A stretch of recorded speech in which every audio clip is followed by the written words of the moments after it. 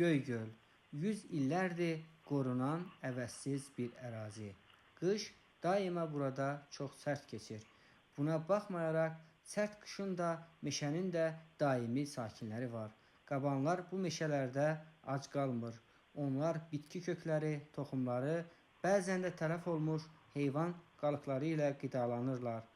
Sərt qış və çətin şəraitə uyğunlaşan bu heyvanlar təbiətdə qida zəncirində önəmli rol oynayır. Meşələrdə, talalarda onların şumladığı yerləri tez-tez görürük. Əsasən sürü halında yaşayırlar. Son bir neçə ildə saylarının artdığı müşahidə olunur.